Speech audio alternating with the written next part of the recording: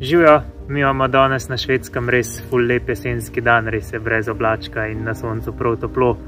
Ampak za nas ta dan ni poseben samo zato, ker je sončno, ampak zato, ker praznujemo 4 leta, odkar smo šli od doma. Juhu, res nismo pričakovali, ko smo šli, da bomo toliko časa potovali. Mislili smo od pol leta do 1 leta potovati in ja, prepotovali smo kar veliko in je bilo kar zanimivo malo zdaj razmišljati o tem, kaj smo vse doživeli, kaj vse smo videli in ja, je se že kar dolga zgodba ustvarila. Ja, res se je že veliko stvari zgodilo. Naša pot se je začela v Ljubljani oktobra leta 2020. V bistvu je bilo to v vrhuncu korone in vseh omejitev, ko so se zapirale evropske meje. Zato smo zelo na hitro pohiteli proti Španiji, kjer smo imeli namen preživeti zimo. Najprej smo se zapeljali po vzhodni in južni obali. Tukaj sva se predvsem navadila malo bolj umirjeno živeti, uživati na plažah, lepih razgledih in nasploh v lepi naravi. Potem smo pa hoteli iti naprej na Portugalsko, ampak je zaradi korone zaprla meje, zato smo po notranjosti odšli na sever Španije, kjer smo bili pa zelo očarani nad naravo, ki je sploh niso pričakovala toliko lepih plaž in takih zanimivih pogledov. Potem smo se prek Andore odpravili v Francijo, tukaj nam je bila predvsem všeč zahodna obala in pa Britanija. Že sama obala je res zelo lepa, lepe peščene plaže, pa tudi vasi v notranjosti so zelo lepo urejene, lepe majhne hiške z rožami in nasplošno zelo simpatično. V Franciji sva se tudi odločila, kaj bomo čez poletje, odločila sva se iti na Norveško, tako da na dan, ko je Norveška končno odprla meje, sva stopila na plin in se odpeljala do Norveške. Najprej smo šli še na Švedsko, kjer smo se malo ustavili, tam smo si predvsem ogledali zahodno obalo. Tukaj res so fascinantne te ribiške male vasice s pisanimi hišicami, tako da Švedska nama je bila zelo všeč, ampak vse naša poletna destinacija takrat je bila Norveška. Norveška naj je sploh očarala, najprej predvsem smo zelo veliko hodili, na jugu smo si sploh ogledovali tudi fjorde in ko združiš pohodništvo in fjorde s takimi pogledi, je to res nekaj zelo posebnega, pa že same vožnje s trajekti in po teh obalnih cestah so zelo zanimive. Ves čas smo se počasi premikali proti severu, bolj ko smo šli na sever, bolj je bilo lepo, ogledali smo si tudi nekaj mest. Veliko smo tudi ribarili in nasplošno, no tudi na severu še vedno zelo veliko hodili.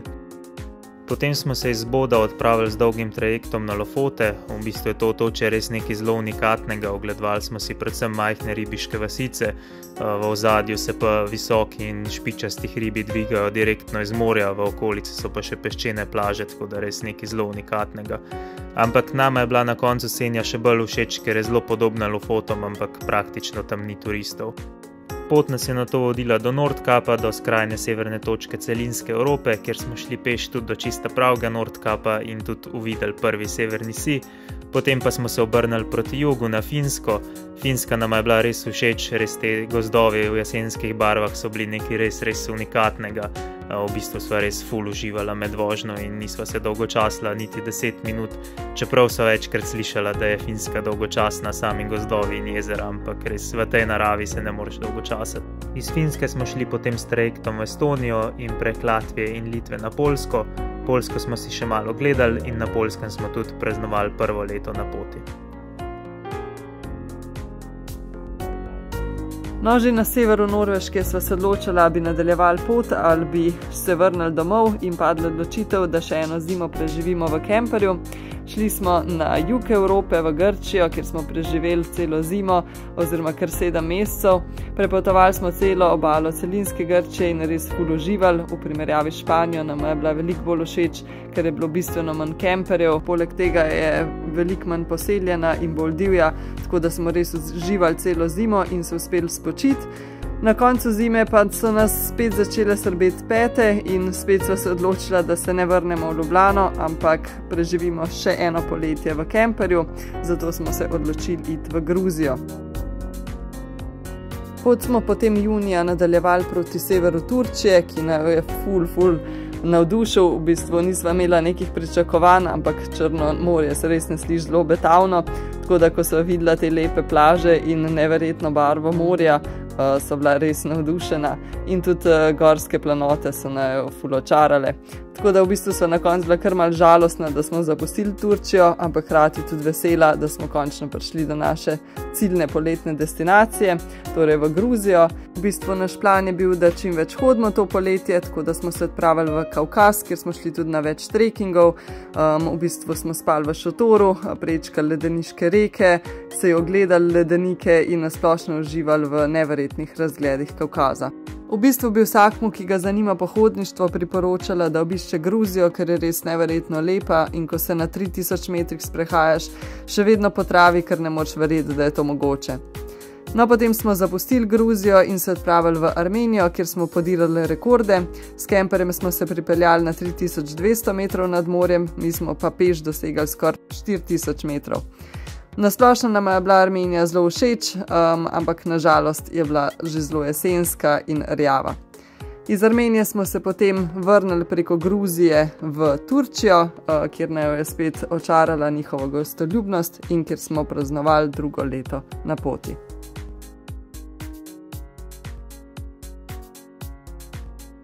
No, vzhodna Turčija naj jo res zelo očarala, sicer je to reven predel Turčije, ampak tukaj turizem sploh še ni razvit, tako da sva res občutila njihovo gostoljubnost in pa opazovala lahko njihov tradicionalen način življenja.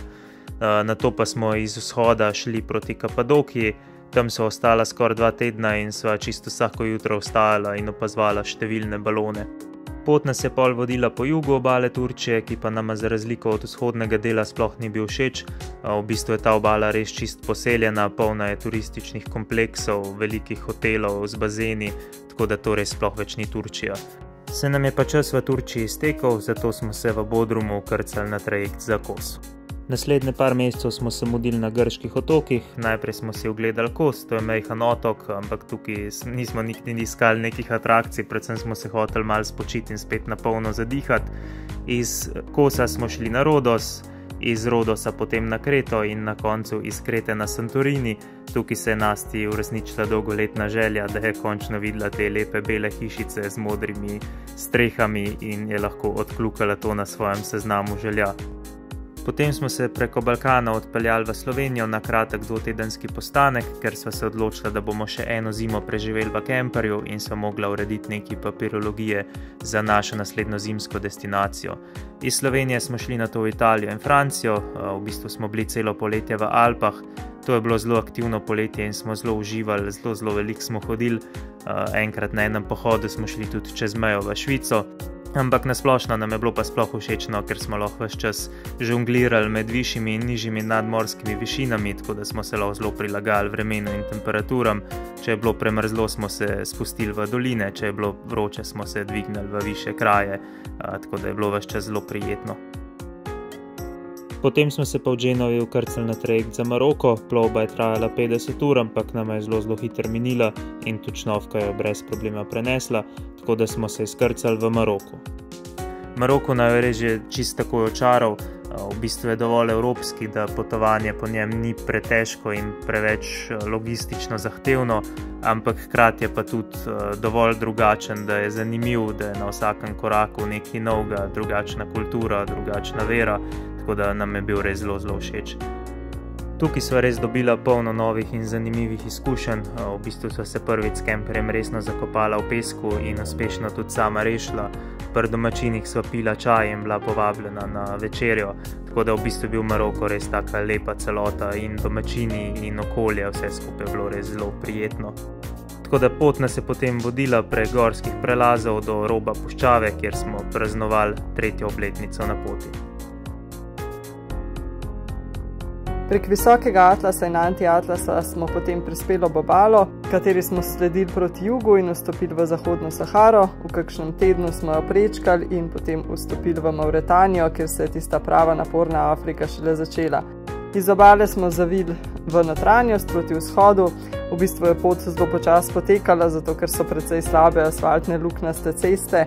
V glavnem mestu je ekstremno kaotičen promet in vse počasi poteka, ampak je bilo pa zelo zanimivo opazovati drugo kulturo in pokrajino, sploh notranjost nas je ful presenetila, ker nismo pričakovali toliko visokih gora in oaz, ki se skrivajo med temi vršaci, tako da smo bili res navdušeni.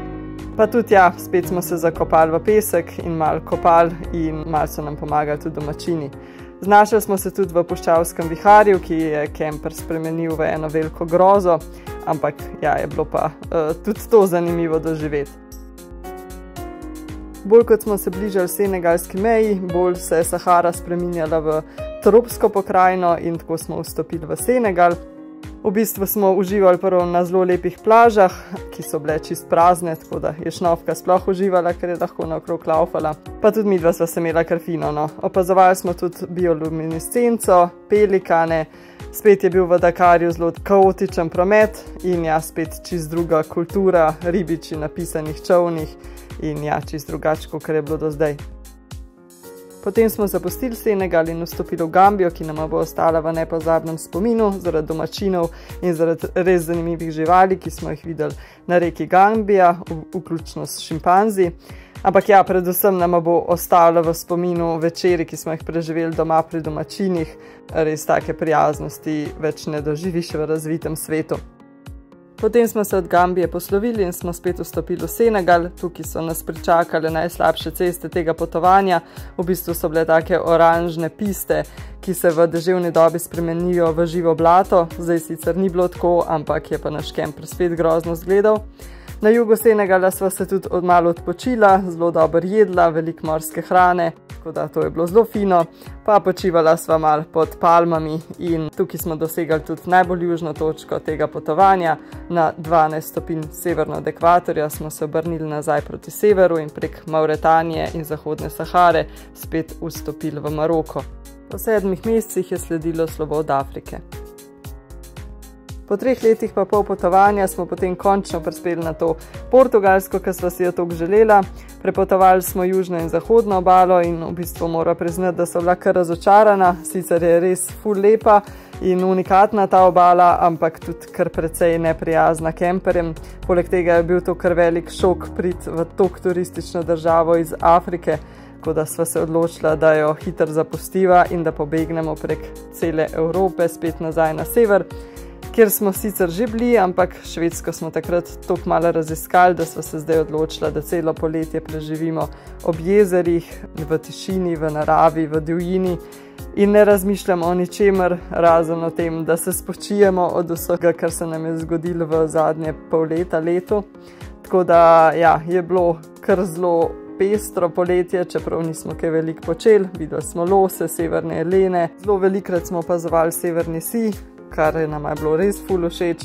Tudi jesenska pokrajina potem je bila ekstremno lepa, to je bilo že v bistvu avgusta in potem septembra. Prespeli smo tudi v arktični krog na severu, kjer smo sicer na Norveškem in Finskem že bili, na Švedskem pa še ne. Tako da ja, bilo je res lepo poletje, da smo lahko uživali v takšni naravi, v tišini nama ful velik pomen, tako da so bila kar malo žalostna, ko smo se obrnili proti jugu. Ampak ja, danes praznujemo 4. leto na poti in se veselimo prihodnosti.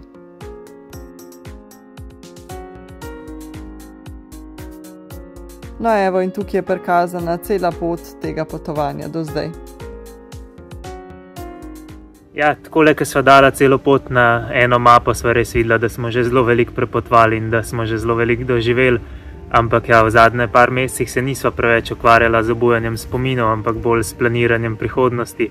Predvsem sva se obadala z vprašanjem, kaj bi to zimo. Ja, teh bližnjih destinacij nam je že kar zmanjkalo. V bistvu v Španiji smo bili eno zimo in nekako več ne mika iti tja čez zimo, ker je ja, malo preveč kemperjev za najin okus. Potem 2 leti smo bili v Grčiji, pa malo v južni Turčiji in ja, nekako še eno leto, še tretjič iti po istih krajih naju ni preveč mikalo, čeprav nam je Grčija zelo všeč. Tako da ja, potem sva razmišljala o Siciliji, ampak nekako predvidevava, da je Sicilija bolj podobna Španiji, da je veliko kemperjev in da ni preveč divja. Tako da nama tudi to ni bila neka zelo appealing opcija. Poleg tega pa ja, to je zdaj 5. zima v kemperju, 4 smo preživeli v toplih krajih in morava reči, da kot podalpska otroka že malo pogrešava zimo in sneg, tako da ja, smo malo začeli razmišljati tudi o drugih opcijah. Ja, ampak žal naš brlog ni preveč prilagojen za arktične zimske razmere, tako da v bistvu nam je ostala samo še ena opcija.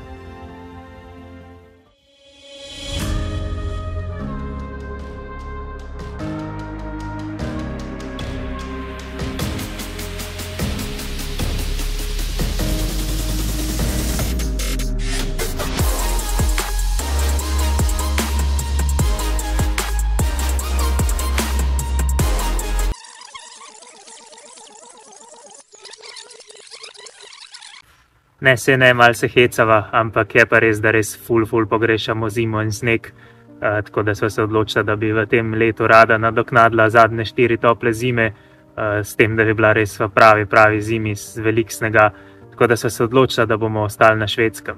Prva opcija je bila logična, da bi ostali v kemperju, ampak po malo razmisleka in računanja sva ugotovila, da to ne bi bila glih najbolj niti ugodna, niti udobna opcija.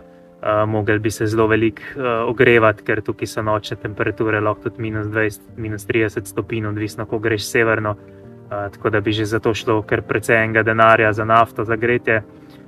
Še večji problem bi imeli z elektriko, ker so tukaj zelo kratki dnevi, oziroma ponekod celo ni dneva, če si dovolj severno, ne bi nam nič dal solar, tako da bi mogli se z zunanjim virom napajati.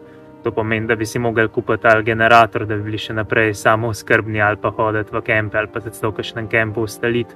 Ampak tudi v kempih ni, da bi ti plačal 20-30 evrov, pa samo za parcelo, pa je to tudi to, ampak se elektrika plačuje po porabi, raven zaradi tega, ker vsi se segrevajo in se kempom ne bi splačali te elektrike dati v ceno, tako da tudi to bi bilo kar precej drago. Hkrati pa tudi ne bi bilo udobno, no, kljub temu, da greješ kemper, ima vse stene zunanje, veliko ima oken, ki niso tako izolativna kot v hiši, tako da na koncu vse ni tako udobno, kot če si hišo ogrejaš. Dal bi se preživeti tako, kakšen mesec bi brez problema tako šli, sploh če bi se dosti premikali, ker se voziš, vse ti akumulatorji filejo, kemper se greje od motorja, tako da to bi se definitivno dal, ampak na dolgi rok pa to ne bi bilo glih fajn. Še največji minus tega, če bi ostali v kemperju, je pa ali da bi mogli hoditi v kempe, če bi hoteli pa še vedno na divje spati, bi imeli pa malo težave v bistvu, zaradi tega, ker je tukaj zelo veliko snega, so vsi prostori čist zasneženi in ne moreš do njih dostopati, v bistvu so spucani, spluženi, večinoma so splužena samo kakšna počivališča ali pa kakšna parkirišča, ampak to je vse zelo blizu glavne ceste in zelo blizu mest, kar pa nam ni glih najbolj všeč in bi raje še naprej v kakšni malo bolj divjini bili. Tako da potem so opustila idejo o kemperju in začela razmišljati o drugih opcijah, ker si res želiva ostati tukaj na Švedskem. Tako da so začela gledati hiške na Airbnb-ju in hitro ugotovila, da so kar drage. Tako da nekih zelo opcij ni bilo.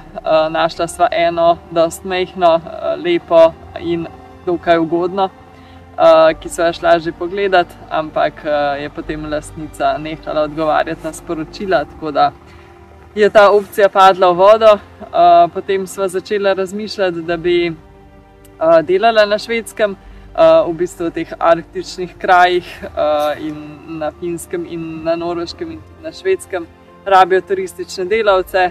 Veliko turistov pride gledati severni sij ali pa se voziti s haski, uživati na splošno v snegu, se pravi hoditi s krpljami, teči na smučeh in seveda rabijo pač delavce za to. Na Švedskem nažalost ne toliko kot na Finskem, tako da midva sva pošiljala prošnje in hitro ugotovila, da nekih veliko opcij v bistvu ni. Ni veliko teh središč kot na Finskem, veliko manj jih je. Tako da, ful veliko prošenj niti niso uspela poslati, poleg tega sva pa ugotovila, da zelo ljudi na Švedskem ne primanjkuje, raje zaposlujejo Švede, ker veliko lažje odgovorijo turistom na vprašanja, kako je živeti v teh mrzlih krajih, kakor enim tujcem. Tako da sem imela neke razgovore, ampak tudi z tega ni bilo nič. Tako da je minilo že pol poletja in res nisva vedela, a bova uspela najti kakšno opcijo, da ostanemo na Švedskem ali ne. V bistvu sva bila že kar malo obupana, ker česarkoli sva se lotila na koncu padali v vodo. Še zmeraj sva imela sicer za backup kakšen kemp pa pač priklop na elektriko, ampak ta opcija nama res ni preveč dišala. In pol so se pogovarjala enkrat, še en mesec nazaj, dva, ne vem točno kdaj, so se pogovarjala z enim lokalcem ob enim jezeru in so mu omenila, da bi rada ostala po zimi na Švedskem. In nam je v bistvu povedal in predlagal, da imajo kempi na Švedskem vedno tudi neko manjše naselje hišic, v bistvu lesene hišice, ki so primerne tudi za zimsko bivanje in da se dokaj ugodno oddajajo ponavadi in da naj malo v to smer raziščeva. In sva res potem raziskala, mislim, da so pisala 20 različnim kempom, kjer so pač videla, da imajo lepe male hišice, brunarce in na koncu so se v enem kempu tudi dogovorila. Kemp je sicer zaprt, v bistvu ima, mislim, samo 10 mest, ampak ja, hišice so pa tudi po zimi odprte, tako da bomo v eni izmed teh hišic ostali celo zimo in se že ful veselimo.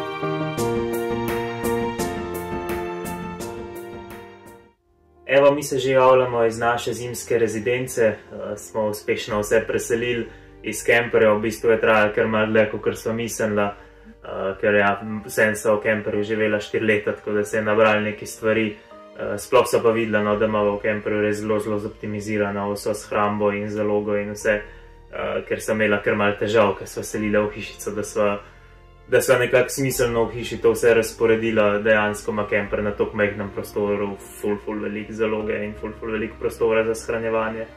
Ampak ja, je bilo kar zanimivo se preseliti, sploh je zanimivo zdaj v hiši, no, nama je to kar malo nenavadno, nama je zdaj pač normalnost kemper, unih 10 kvadratnih metrov mogoče, tako da so tukaj kar malo zmedena, tak malo čuden občutek v toliko velikem prostoru biti, toliko veliko prostora imeti za premikati se. In tudi šnof je v bistvu malo zmedena, ker malo se prestavlja iz enega ležišča na drugega, pa malo pod jedilno mizo. Sploh malo je tudi zmedena, ker imamo 2 izhoda, tako da to je malo zmedena, da gremo včasih nekje ven, včasih nekje druge. Ampak ja, se bomo vsi navadili, nasplošno je res fajn. Ja, tudi selitev iz kemperja je bila kar čustvena. Pač to je bil naš dom 4 leta in še bolj naprej, ampak ja, zadnji večer je bil kar malo težek, ampak sem se vseeno veselila, malo več komoditete, vseeno po 4 letih res na majhnem prostoru, res zelo robinsonsko življenje živeti, pa še malo več. Ja, malo več komforta. Ja. Pa predvsem pa še, da pač v kemperju imamo sicer gretje, ampak nikoli ni tako toplo, kot v takelem pravem kaminu z dobro izolirano hišo, tako da predvsem nama to paše, no, ker zdaj v kemperju reže kar hladno, noči po noče že minus, tako da ja, je kar pametna odločitev bila sem v to hišico iti. Ja, tako da mislimo, da bojo prihodnji meseci kar zanimivi, upamo, da bo veliko snega, tle bomo preživeli celo zimo in potem nadaljevali s kemperjem. Ampak ja, se veselimo zelo tele zime in upamo, da bo veliko snega. Ja, res upamo, predvsem snega si res želiva. Tako da, če hočete spremljati naše zimske avanture in dogodivščine, se lahko prijavite na YouTube kanal ali pa na Patreon, zelo bo vesela podpore, če koga res zanima. Sicer zdaj ne bo več snemala tako, kot sva do zdaj vsak dan, ker pač bo naše življenje vseeno malo bolj rutinsko, kot je bilo do zdaj, tako da mislim, da ne bi bilo niti nama zanimivo snemati, niti vam zanimivo gledati. Ampak če se bo kaj zanimivega zgodil, če bo kakšen ekstremen sneg, če bo kakšen zanimiv sprehod, kakšen zanimiv izlet, bo definitivno posnela in delila. Ja, kaj je zanimivega sigurno bo, zato ker smo v resnici še vedno sredi divjine. ta kemp oziroma te hiše so ob jezeru Srednji Česar, prvo mesto 40 km stran, tako da smo sredi gozda in dejansko midva sva bila vajena res čiste tišine in biti umaknjena od vsega v kemperju, pa so tukaj kar presenečena, da je takšna tišina in mir.